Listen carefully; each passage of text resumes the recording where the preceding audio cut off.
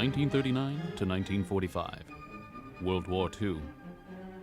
Europe is overrun by forces of incomprehensible evil. The moral universe turns upside down. The biggest genocide in history claims 6 million lives in 14 countries. Of all the countries that fall under the shadow of the swastika, 6 million women, children, and men. This is the story of the Jews of Bulgaria, suppressed for 50 years by a communist regime.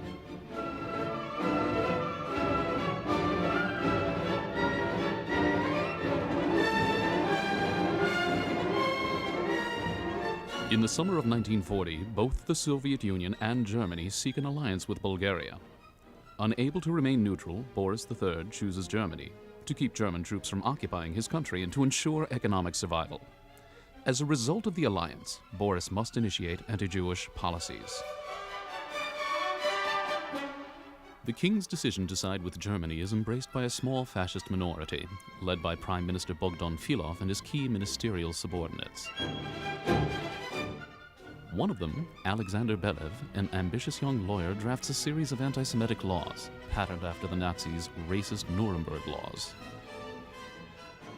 In my class, for example, there were 3 Bulgarian boys of Jewish origin. One day they came into class with yellow stars. I still remember the feeling of great embarrassment we all had. We had been together for years, and then suddenly, these 3 of our classmates were being treated in such a humiliating way. Then we felt isolated, and not everybody could look us in the face and agree with what we were subject to.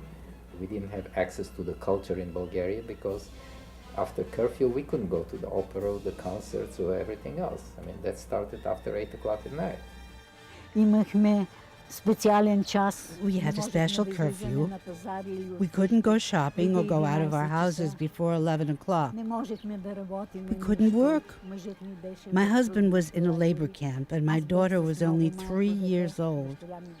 Our life was absolutely changed, and it was not a good change. After a major defeat at Stalingrad in the winter of 1943, the tide of war slowly turns against the Germans. The Nazis step up plans to eradicate the Jews of Europe. In Bulgaria, they intensify efforts to deport its Jews to Poland.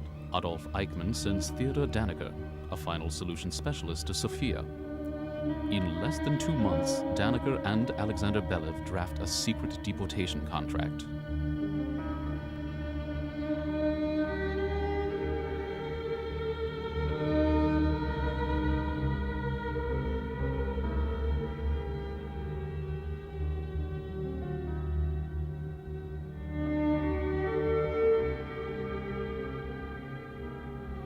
Soon the horror begins.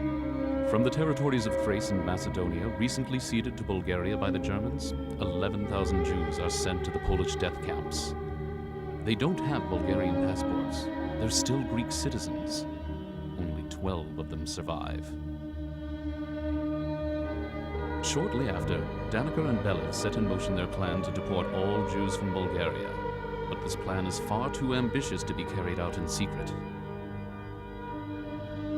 Баща ми присъства 1943 година, февруари месец някъде. In February 1943, my father attended a reception organized by Belev. Suddenly, a German delegation arrived at the reception with Theodor Dannecker. All of those guests who spoke or understood German were told to leave the room. My father was interested in what was happening, so he said that he did not know German and was allowed to remain. He then learned about the written agreement between Germany and Bulgaria for the deportation of Bulgarian Jews. News of the deportation quickly spreads. Led by Dmitry Peshev, deputy head of the Bulgarian parliament, and Metropolitan Stefan, the Archbishop of Sofia, public protests reach a boiling point. For a few hours, terror, panic, and fear escalate. The trains are already waiting. On the night of March the 8th, Bulgaria's police and army are involved in one of the most shameful moments in their history, the roundup of the Jews. Митрополит Кирил отива в училището Metropolitan Kirill went to the school building in which all the Jews from Plovdiv were rounded up. He wanted to speak to them, so he jumped over the school fence. He said that if the deportation started, he would lie down on the railroad tracks in order to keep the train from leaving. That same day, Dmitry Peshev confronts Interior Minister Peter Gabrovsky in his office. A phone call to Gabrovsky determines the fate of 48,000 Jews. German ambassador Franz Beckerle observes how the Nazi plans for a final solution have been thwarted. A few days later, he writes in a secret telegram to Hitler, "The order for the cancellation came from the highest place in the country." In Bulgaria, there was only one man who could say yes or no. Both sides were waiting for his answer. This man was King Boris. But Nazi pressure on the king continues to build. 2 months later, he is presented with a second extermination plan. He refuses to sign it, and 48,000 Jews remain in Bulgaria. In mid-August 1943, Hitler summons Boris to his Wolfenschanz retreat in Prussia. The meeting ends with Hitler in a rage. But the Jews of Bulgaria remain in their native land until the end of the war.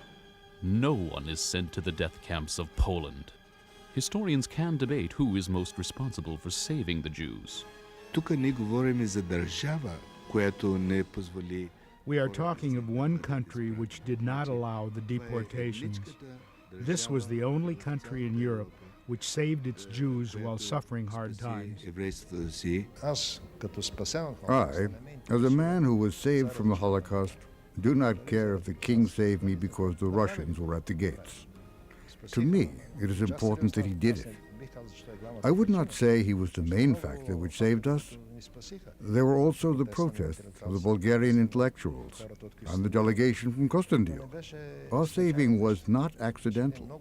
As a rabbi, I should thank God for our survival, but this is not possible. If God was the savior of Bulgarian Jews, he would also have saved Jews in Thrace and Macedonia, Hungary, Romania. It was not God's will, but something that was done by men. And what became of these men? Members of parliament, church leaders, members of the royal court, all those who risked their lives, families, careers for their Jewish neighbors? 13 days after returning from Wolfenschanz, Boris dies under suspicious circumstances. Dmitry Peshev's selfless act of humanity costs him public humiliation and his brilliant political career. The Communist People's Court sentences him to 15 years in prison. Under the communist regime, many of the other men are tortured, beaten, imprisoned, or executed. It is only now, after the fall of the communist government in 1989, that the truth can come to light. As it is said in the Talmud, if you save one human life, you save a whole world. The story of the Bulgarian rescue, still not well known, is one of the brightest pages in the history of the 20th century and deserves to be told and remembered.